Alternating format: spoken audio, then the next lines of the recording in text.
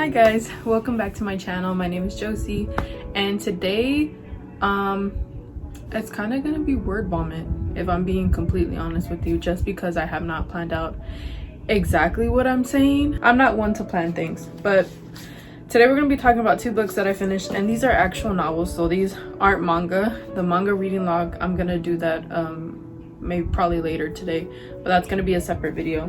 These are actual novels, like, you know, words. No pictures. My attention span has gotten worse as I've gotten older, and being forced to read things that I did not want to read, basically anything that the school mandated that we had to read, it completely, I feel like it destroyed my love of reading. I used to read a lot when I was a kid. There goes the air conditioner, I'm sorry, it's hot, so the air conditioner is going to be on in the background. But it just being forced to read stuff that I thought was boring, it just ruined it for me, and I haven't been able to read as much as I used to, but manga has really helped me continue reading, and you know, there's some mangas that are very text heavy, so that helps. But yeah, let me stop rambling. The two books I'm gonna talk about this one first. It's called 3 Days of Happiness by Suguru Miyake. This one's actually, I believe it's a light novel, if I'm being correct, because my mom found this in the manga section when we went to Barnes & Noble. So, and it's published by Yen on, let me see. Yeah, it's published by Yen Press. Yeah, see? It says it right there. It's published by Yen Press, so I'm assuming it's a light novel. But here's the synopsis. Let me put it so you can read it. Pause it if you want to read it. I'll read it out loud too, might as well. Kusunoki used to believe he was destined for great things. Ostracized as a child, he held on to a belief that a good life was waiting for him in the years ahead. Now at the age of 20, he's a completely mediocre college student with no motivation, no dreams, and no money. After learning he can sell his remaining years and just how little they're worth, he chooses to divest himself of all but his last 3 months. Has Kusunoki truly destroyed his last chance to find happiness, or has he somehow found it? Well, like I said, my mom was the one that found this at Barnes & Noble, and it caught her eye. She's like, I think you would really enjoy this. I feel like you might relate to this a little bit. And I was like, okay, what are you trying to tell me? This feels like an attack. It's not like she was wrong. It's not that I don't have dreams. It's just that I'm like kind of in a limbo, education-wise, career-wise, and she knows that I've been struggling like with depression for a while, and some days I have, you know, I have good days and I have bad days. It just kind of depends. But she's like, maybe you'll learn something from this. So we went to Corpus Christi, and I was reading on the beach, and I read like maybe the first couple pages and I was hooked, and I ended up finishing it in a day. And that's really good, because this is only like 170 pages, and usually back then when I was younger, in my olden days, I could finish this in a couple of hours, and it took me pretty much the whole day. So that should tell you how bad my attention span is and how much I'm struggling to read. But man, was this good. I cried as soon as I finished it. I was feeling sad, and I was like, it's not necessarily that the ending was bad, the ending was good, but it just made me sad. So I would sleep right after it, because I was like, I don't want to think about this anymore.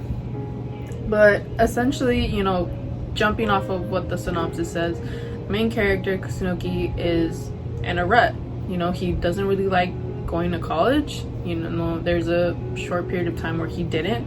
He was skipping his classes, and he didn't have any friendships, and he wasn't in good standing with his parents either. He didn't really have a relationship with them either, and he was just kind of waking up, going to work, coming back, going to sleep. Just very, very monotone way of life, very stagnant way of life. And it's like, I felt that a little bit. It was interesting to hear about. I wish I had like specific excerpts that like really got to me, but I didn't start annotating until the second, well, not annotating, but marking what stuff I liked until the second novel that I read. But there was this one question that they asked, and I ended up asking both of my parents as well, because I was like, you know, this is kind of a philosophical question, you could say, I guess. They ask, would you sell me the life you're about to lead? And essentially the question is, would you, if somebody came up to you, a random person, and said, hey, I know somewhere you can go where you can sell your time, your health, or your lifespan. I personally would not. I wouldn't sell my time, I wouldn't sell my health, or I wouldn't sell my lifespan, just because I don't want to cut off any, you know, moments I could have with my family. I'm a very big, very family oriented person. So being with my family, having that time with my family, being with them as much as possible is important to me. So as soon as I got that question, I was like, nope, I would not sell my lifespan. I'm not selling nothing. I'm good. And I asked both of my parents, and they said the same thing as me. They're like, no, like, I have children to worry about. I want to spend as much time with my children and with my family as possible. And the follow-up question to that was, what if they came up to you and said, you don't have to give me the entire lifespan or your entire time or health. You can only give me a small amount, and I'll pay you like $1 million or $1 billion. Or they ask you, how much do you think your time or your health or your lifespan is worth? So I thought to myself, I was like, I honestly, where I am at right now, I don't think that any of those for me is worth very much, honestly. Based on their criteria where it was based on like your impact on society, your impact on those around you. I think I have a big impact on those around me, like my family, but I don't think I have a very big impact on society. But then again, I'm still young. I still have a lot of years to go. They were just asking, so I asked my parents, I said, how much do you think your life is worth? And my mom said, I think she said like 3 billion. And she was like, I think my life is worth a lot, and I'm not selling it no matter what. And I was like, okay, that makes sense. I mean, I understand where you're coming from. And I asked my dad, and I said, Dad, how much do you think your life is worth? And he said, life is priceless. My life is priceless. There's no amount of money that you can put on my life. And I was just like, and my mom's like, oh, I said 3 billion. But it was interesting. I liked that. That was literally like within the first 5 pages. That was the first question that they came out with. And then I like that because it kind of, you know, already set, you know, a way of thinking, like, of how you're gonna go into this book. So, and I like that it started a conversation with both of my parents, and I liked hearing their, you know, reasoning. So I'm gonna ask you, you know, whoever's watching, would you sell your time, your health, and your lifespan? Would you sell all of it, or only a small amount, or none at all? And how much do you think your life is worth? You know, that's, just leave it in the comments what you think. But the main character, let's get back into the story. I'm deviating. I'm gonna try and edit as much out as possible. But the main character, he decides to sell his lifespan. And he meets like a monitor. They have a monitor with them to make sure that they don't do anything reckless, because once you realize that your time is up, they're like, oh, well, I have nothing to worry about now. I can do whatever I want. That's their thinking. So that's why they have the monitor, to make sure that they're not affecting society in a bad way, or affecting others in a bad way, or hurting themselves before their time is up. And it just kind of, you know, he realizes a lot of things. Like, he realizes where he went wrong, where he could have done better, you know, regarding friends. But he also realizes that some of the people he thought were his friends, or people he cared about, they really did not care about him. And having this short amount of time, it kind of opened his eyes to how he was really living his life. And at this point, I'm gonna say I have to talk about everything. So if you plan on reading this book, you probably don't want to finish it. I'll make sure I put timestamps. But he ends up getting like really upset, and he decides to sell the rest of his lifespan. He left, I think it was like 3 months worth, and then he went down to 3 days. And he did it because he was like he was falling in love with the monitor, and he didn't want to like drag it out more than he needed to. With the monitor like coming along, he, you know, went and saw different things, different places that she told him about, places that she had wanted to see, because she's in a similar situation to him, and that you'll find out if you read it. And he was taking like photographs of vending machines because he really likes vending machines. And you know what, that's a passion. That's, if you like that, cool. I thought that was really cool, and I would love to see that of people taking like different pictures of vending machines, especially in Japan, because they have like vending machines for everything over there. So yeah, I feel like that would be really cool. I feel like that's a valid passion. But yeah, he sells it down to his last 3 days, and then on the last 3 days they leave them by themselves, so the monitor doesn't come with them. But a crucial part, he started talking to the monitor, and nobody else can see the monitor but him. So when he talks to the monitor, or he like gives her stuff, everybody else thinks he's crazy and thinks that he's kind of like talking to himself. So he becomes kind of like a celebrity, like a little celebrity within his village, and they're like, oh, that's Mr. Kusunoki, and you know, he's there talking to his girlfriend. I forgot what her name was. That's sad. Miyagi. There you go. I knew what her name was. Miyagi. He starts talking to Miyagi, and they're like, oh, there goes Mr. Kusunoki and his girlfriend Miyagi, you know, hey, how is she doing today? And you know, everybody's kind of like, some people are making fun of him, especially in the beginning. They're making fun of him, and they're like, stop acting crazy, like stop talking to yourself, there's nobody there. But other people kind of feed into it, and it brings like a positive effect to them. I don't know, they start enjoying it. So but yeah, he's down to his last 3 days, and Miyagi does the same thing. You know, she had only sold her time. She didn't sell her health or her lifespan. She was gonna be free again, I guess you could say, once she was done serving her time.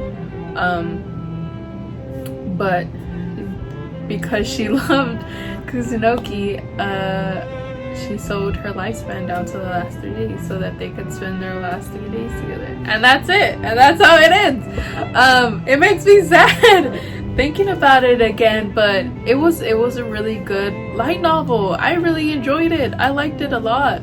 I feel like it touched on a lot of stuff, and it kind of opened my eyes. Like, there's no thing that is too small for you to pursue. Like I said, his passion towards the end of it was going around taking pictures of vending machines.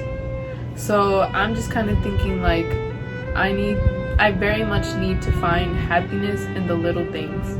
You know, like, it makes me happy just looking at my dog. Like, that makes me happy. Or taking pictures of him, or spending time with my family. Even if we're not even doing anything, if we're together, I really do enjoy those moments that we're together. I feel like I'm gonna cry. That's how much this book hurt my heart. That's how much this book really touched me. So I think it's a really good book. I think it's a good book to read if you're kind of struggling to find, you know, that simple joy in your life, that simple happiness, just so it can really open your eyes and be like, you don't want to waste, not necessarily waste, but you don't want to spend the rest of your life being unhappy. You know, if you can do something about it, if you can start taking those baby steps toward reaching neutrality, because, you know, we don't always strive for happiness, we strive for neutrality, especially if you're at the bottom.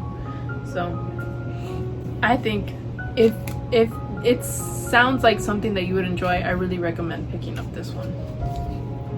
Anyways, so the next novel that I read that I absolutely loved is called The House in the Cerulean Sea.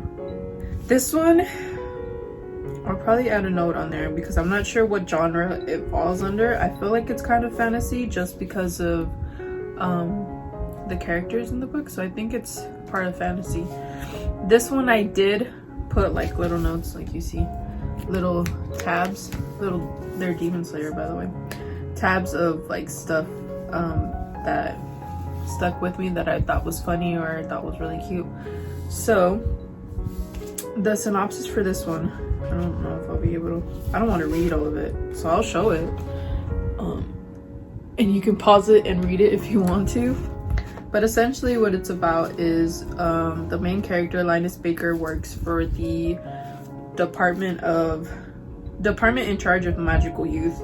So they have like these orphanages where they send magical children. But the main character, he has to go to this house in the Cerulean Sea, which is where the title comes from, and decide whether this specific orphanage that has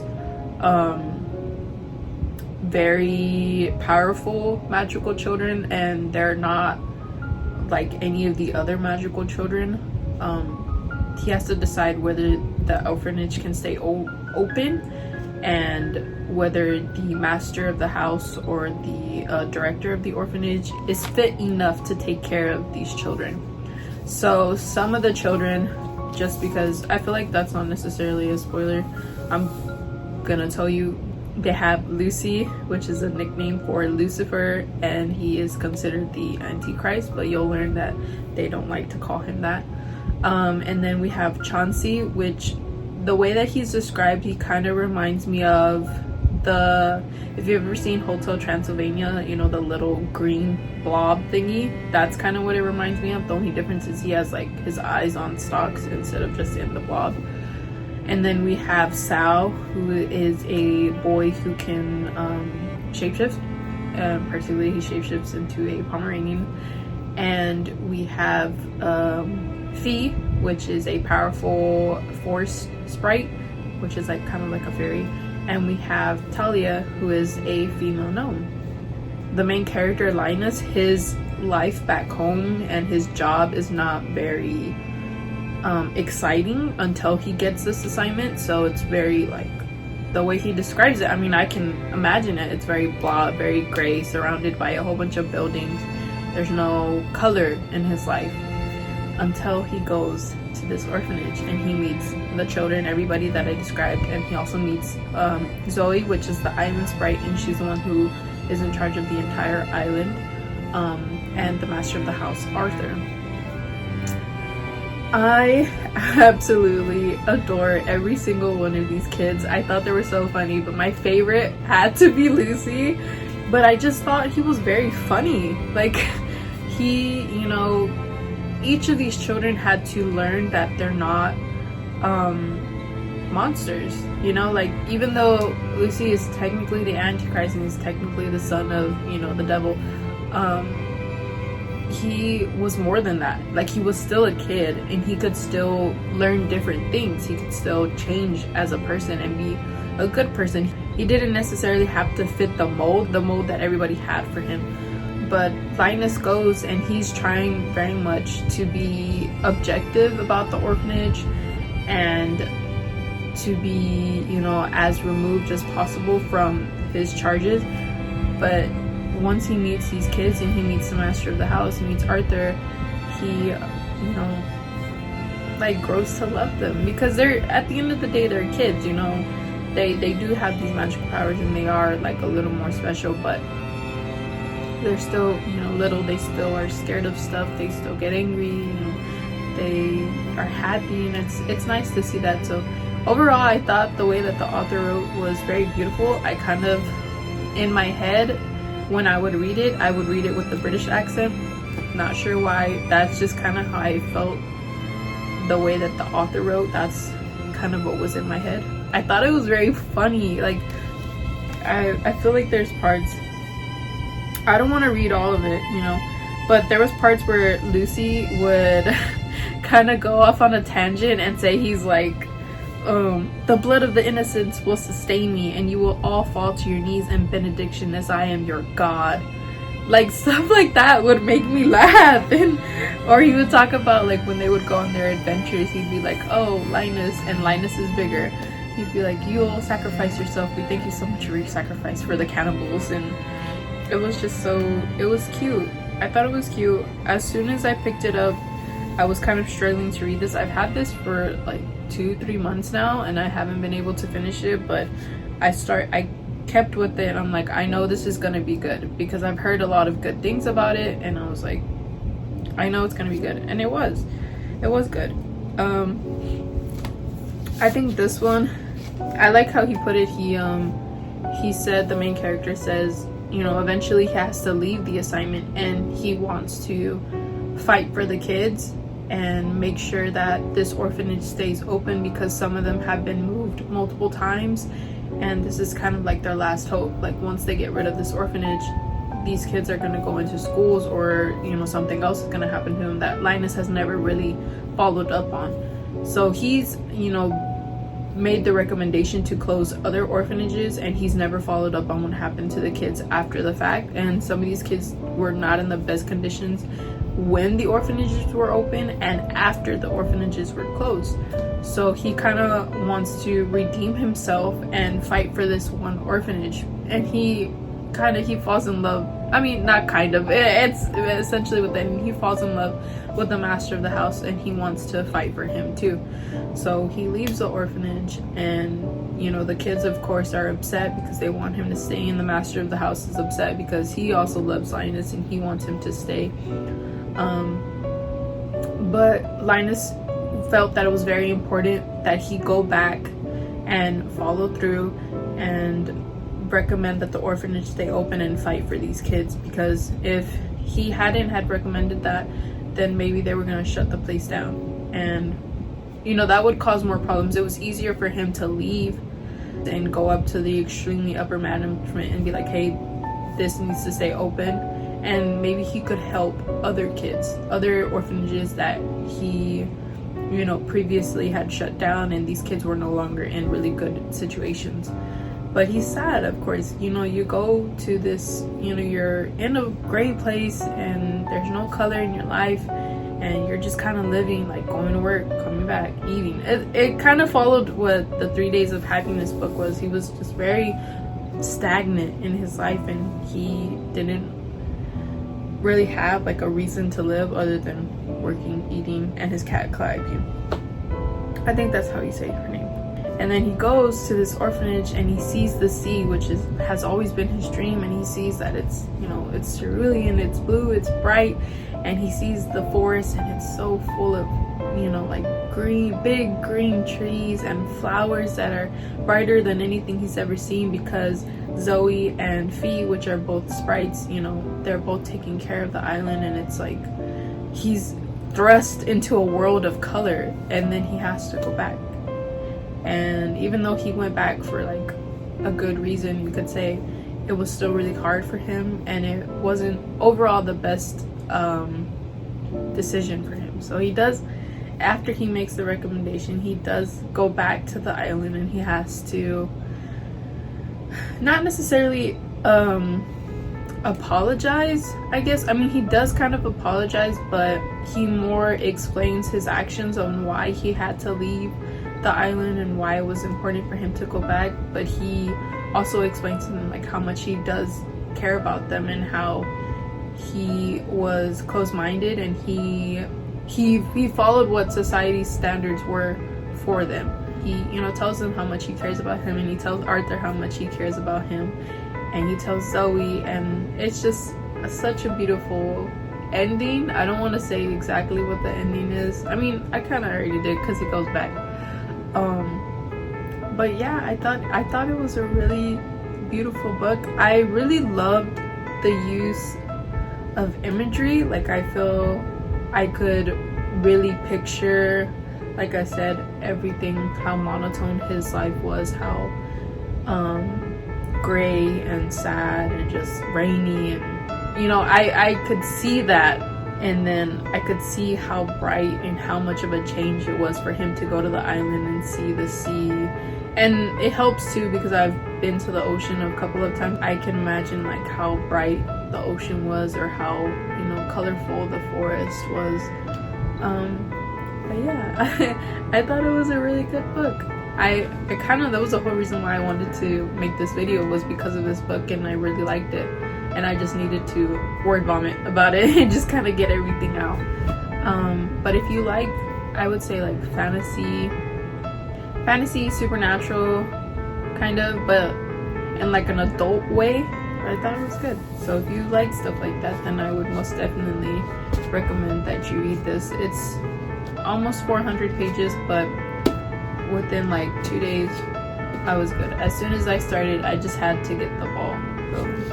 I managed to finish those 2 novels within the same week, and it kind of rejuvenated my love for reading. So I did get 2 more novels. Hopefully I'll be able to talk about them if I like them. You know, sometimes you get some books and you just don't, you're just like, oh, that was okay, it wasn't the best. You just kind of have to roll with it. But yeah, so thank you so much for watching. If you would like to get any of these books, I'll make sure that I put links to like Amazon and Barnes & Noble for both of these books. Thank you so much for watching, and I will see you in my next video. Bye.